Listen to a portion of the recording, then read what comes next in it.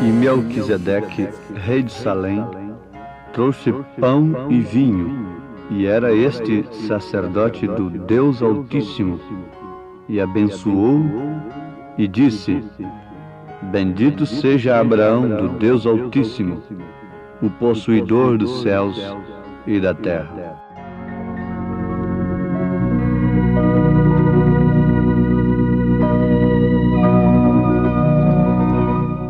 Ouvintes amados, nem todas as Escrituras são destinadas a todas as pessoas.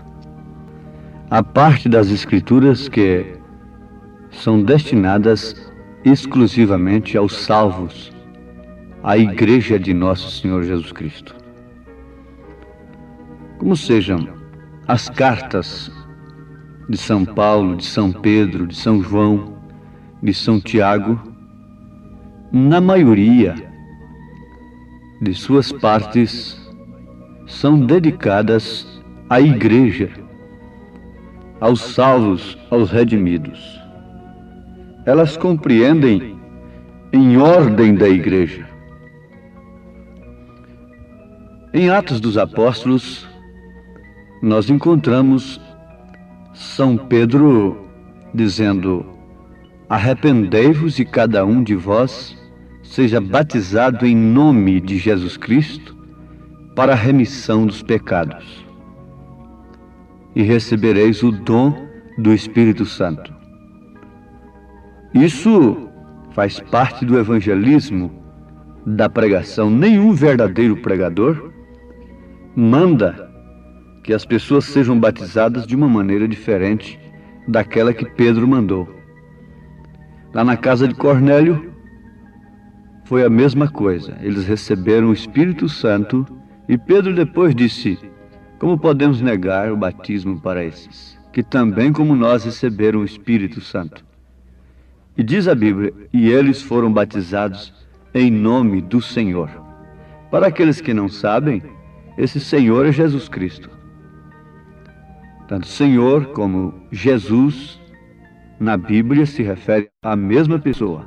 Senhor, Jesus, Jesus Cristo se refere à mesma pessoa.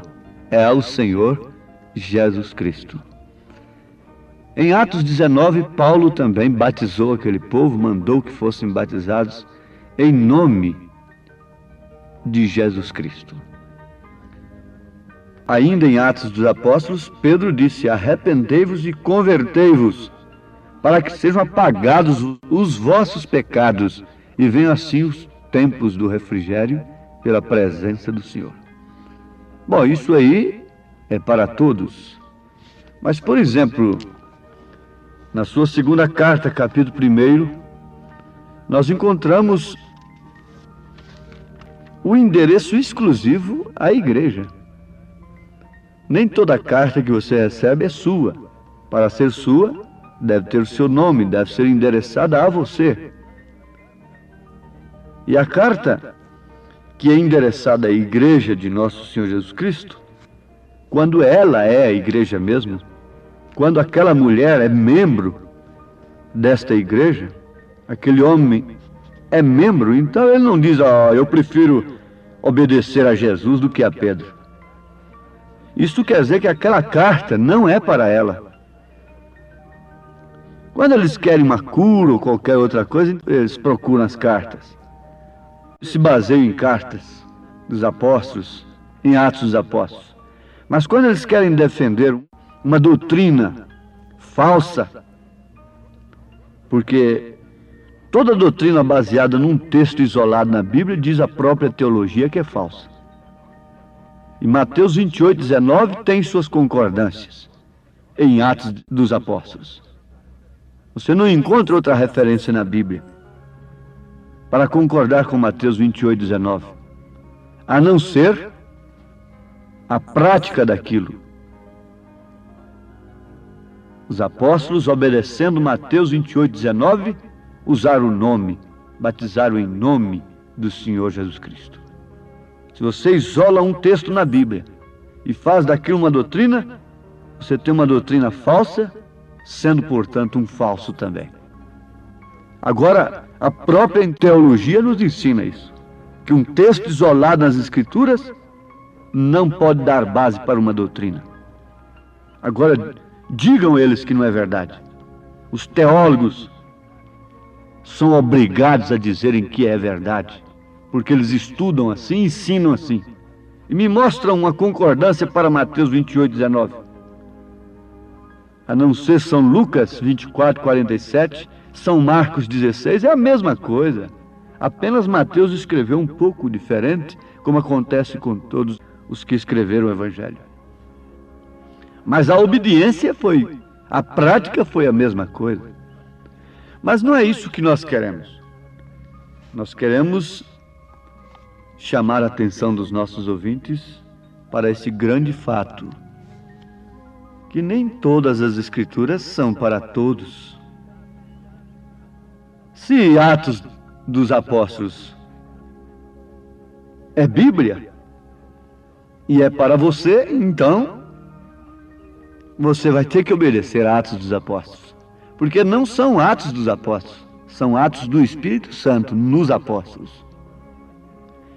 Jesus disse: aquele que vos receber, a mim me recebe, mas aquele que vos rejeita, a mim me rejeita. Como você pode dizer: eu prefiro obedecer a Jesus do que a Pedro, do que a Paulo? Se você rejeita a Pedro, a Paulo, você está rejeitando a Jesus. Isto é, se você rejeita os seus mandamentos, suas escrituras, suas cartas. 2 Pedro, capítulo 1, nos apresenta a estatura do varão perfeito. Mas para quem?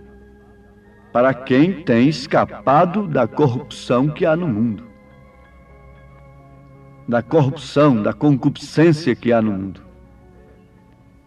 Fé, virtude, conhecimento, temperança, paciência, piedade, amor fraternal, estas coisas são para uma igreja, para uma mulher, para um homem que recebe as cartas para si. Se as cartas não são endereçadas para elas, elas nunca se vestem honestamente com pudor, como Paulo ensina em 1 Timóteo capítulo 2, a partir do verso 9. Elas nunca ficam caladas nas igrejas, como ordena a lei.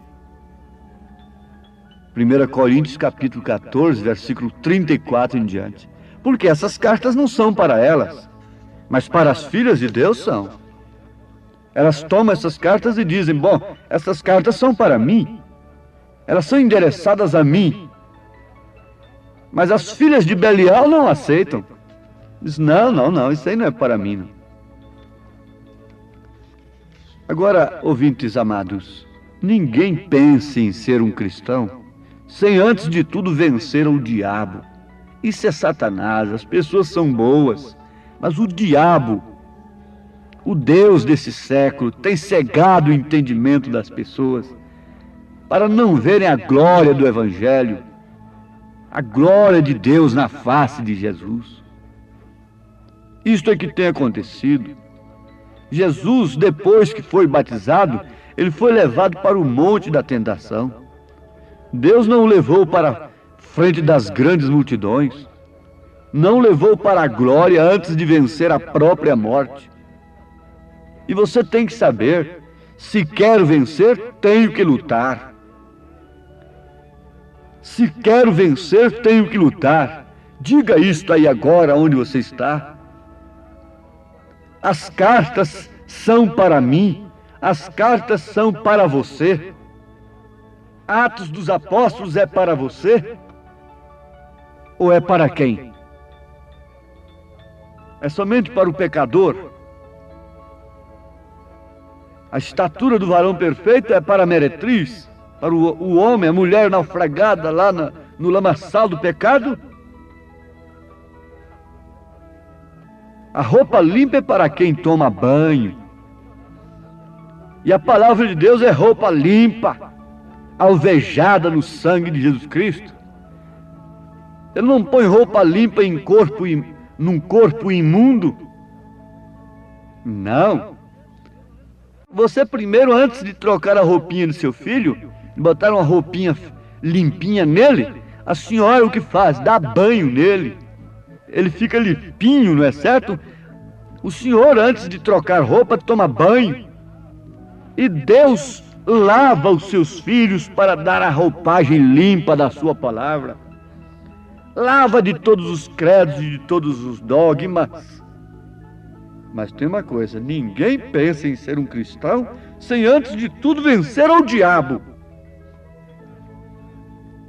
Ninguém pensa nisso. E para tanto é necessário que tenhamos a mesma classe de espírito que Abraão tinha. A mesma classe de espírito que desceu na igreja no dia de Pentecostes. Falando em Abraão, vejamos que fato profundo e interessante, glorioso. Ele saiu para a batalha, como todos sabem. Depois que ele lutou, resultado, como vencedor, apesar de já acabado, cansado, o que aconteceu? Melquisedeque, rei de Salém, trouxe pão e vinho. E Melquisedeque era sacerdote do Deus Altíssimo. E abençoou Abraão e disse: bendito seja Abraão do Deus Altíssimo, possuidor dos céus e da terra. Agora vocês querem ver quando foi que isso aconteceu? Leiam Gênesis capítulo 14. Foi quando ele voltava de uma vitória. Foi quando ele pôde tomar a comunhão, o pão e o vinho. Você não pode tomar a comunhão, a menos que seja uma comunhão de pão fermentado, de suco de uva, de suco de tomate, destas coisas misturadas, de pão fermentado, um tipo da vida que os chamados cristãos estão levando, fermentada, misturada com o mundo. A própria ceia deles testifica da vida que eles estão levando. Eles não venceram o vício, não venceram a linguagem obscena, não venceram a concupiscência da carne, não venceram a mentira, não venceram o adultério, não venceram o mundo e querem tomar uma ceia pura. Foi pão e vinho que Melquisedeque deu para Abraão. Pão sem fermento, pão asmo, sem mistura alguma, e o vinho puro, tipo perfeito do corpo e do sangue de Jesus Cristo. Mas quando? Quando tinha vencido o inimigo. Quando devo tomar a ceia? A ceia não é para salvar a ninguém. A ceia é para quem é salvo. É para quem vem de uma vitória. Vitória sobre o pecado. Vitória sobre a carne. Vitória sobre Satanás. Vitória sobre o pecado e seus atributos. Deus disse, começando aqui a vitória de Abraão: Abraão, sai de dentro da tua parentela. Sai do meio da tua parentela. A verdade do assunto é que eles duvidam e são incrédulos e vão te fazer descer ao seu mesmo nível que eles vivem. Se você não viver no mesmo nível que eles vivem, Abraão, e tentar viver junto com eles, eles de todos os modos te tratarão como louco. Você será desprezível. E para você ter uma boa convivência com sua parentela, Abraão, você terá que descer ao mesmo nível de fé que eles têm. E eles são incrédulos, eles são misturados com o mundo. A Bíblia diz que os próprios irmãos de Jesus eram incrédulos. Que tal é isso? Deixa a tua consciência, os teus sentidos, as tuas razões. Vença todas estas coisas. Abre a tua mente, vença-se a si mesmo. Vença-se a si mesmo. Vença esse desejo carnal, essa sensibilidade carnal, esse sentimentalismo da carne. vença seus próprios direitos que o mundo tem lhe otorgado. E recorde que aquele que estava com Abraão, reforçando e animando e consolando e lhe dando o pão e o vinho, também estará com toda a semente de Abraão, a quem ele tem chamado. Ele, Deus, o Senhor dos exércitos, promete estar com todas as pessoas que têm a mesma classe de vida que Abraão teve. Aqui está. É a maior batalha que já existiu no mundo. A luta maior não foi dos cristãos serem levados para as arenas e serem queimados lá dentro, em nome da igreja. A igreja de Apocalipse 17 matando-os.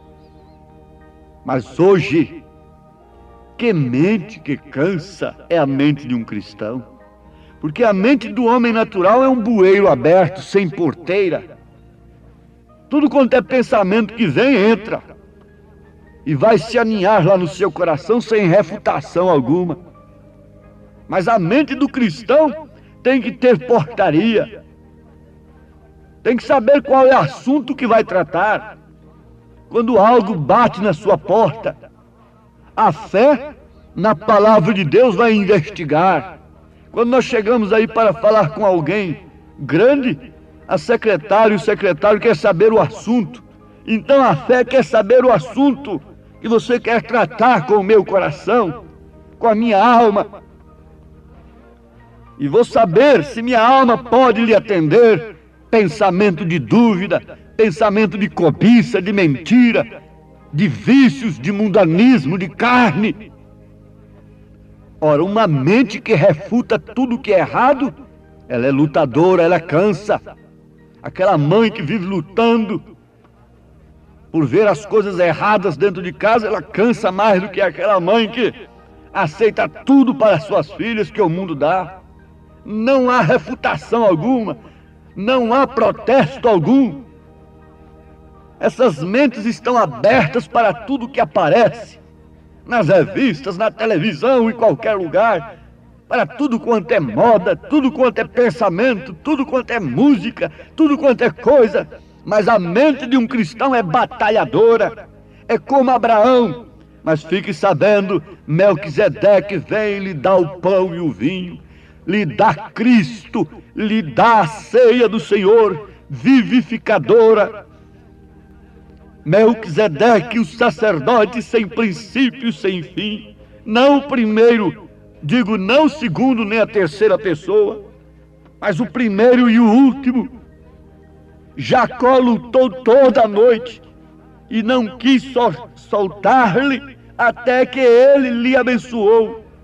Batalha para a vida é a batalha da mente que tem Cristo. São Paulo disse, mas nós temos a mente de Cristo. E a mente de Cristo é incompatível com a mente mundana, com a mente carnal, com a mente que está ofuscada pelo mundo. Que Deus abençoe a todos quantos têm suas mentes cansadas, não de aprenderem letras e mais letras e mais letras e mais coisas e de conjecturar em Deus, não de aprenderem coisas do mundo, mas mentes cansadas de lutarem pela verdade, pelo pudor, pela vergonha, pela coisa certa. Que Deus os fortaleça nesse instante com esse pão, com esse alimento dos céus, com essa palavra que vem dele, em nome de Jesus Cristo. Amém.